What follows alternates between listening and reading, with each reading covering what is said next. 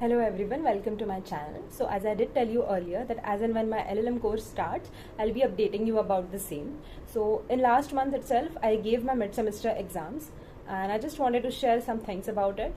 First of all, the teaching over here is extraordinary, I would say, because the teachers have immense amount of knowledge, not just in the subject they teach us, but also in other related subjects.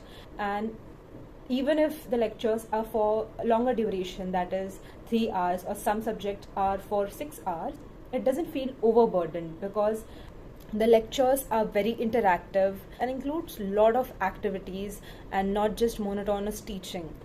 Exam pattern is also such that your evaluation would be done throughout the semester and not just at once. In tutorials, they tend to give us some analytical questions. Sometimes they even ask us to write the answer on the spot.